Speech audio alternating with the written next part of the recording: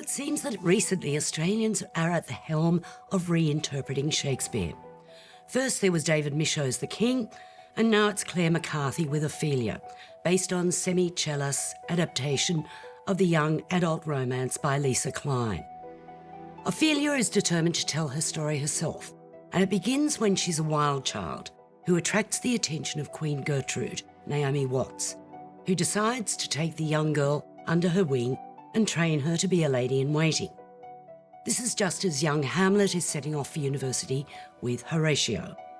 When Hamlet, now played by George Mackay, returns to Elsinore for the summer, he falls in love with Ophelia, Daisy Ridley, but must leave to return to his studies. When he finally comes home, his father, the king, is dead, and his mother has married her brother-in-law, Claudius, Clive Owen. I am your king. Add to the plot a mysterious concoctor of potions, a witch in the forest, also played by Watts, and you have a reversioning of Ophelia, not as the lost child of Shakespeare, but very much a woman of her own destiny. Handsomely designed and costumed, shot by the director's husband, Jensen Baker, this film by McCarthy is an interesting perspective on the classic Shakespeare text, much of which it refers to, but without the dense language. I do feel that Ophelia, while being a woman to admire through her adversities, just lacks a humour, a joy in life as a woman that she displayed in her youth. She's just a bit too serious. But performances are fine. Clive Owen, a bit too shaggy for my taste. But it's hard to reinvent Shakespeare's text with an invigorated perspective, and I think they've done it well. Well, I have to disagree here. I found this pretty tedious. It took so long to get going.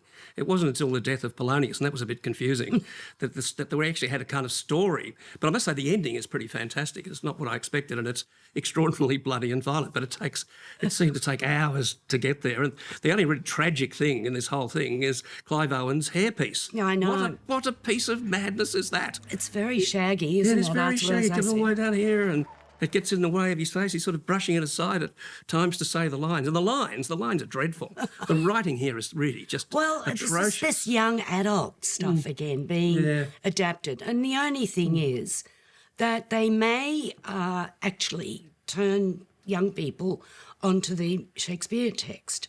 Because it's really interesting. When I went to see Hamlet with my young son, he felt that the play started too late. And I thought that was so interesting. He actually wanted to know what happened before. And in a way, that's what this film does to a certain extent through, this Lisa Klein's imagination. What did you think about Naomi Watts playing the witch as well as the queen? I thought that was quite interesting, and I quite liked the whole idea that they're all dopeheads.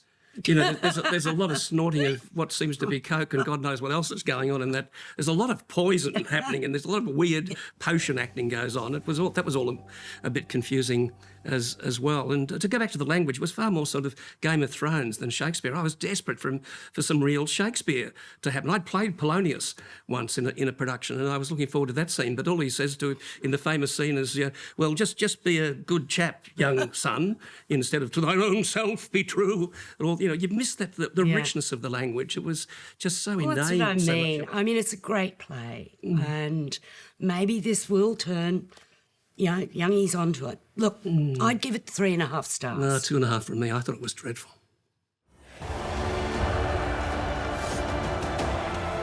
Take her!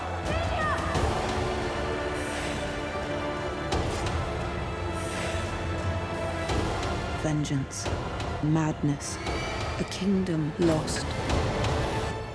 Nothing as it seems.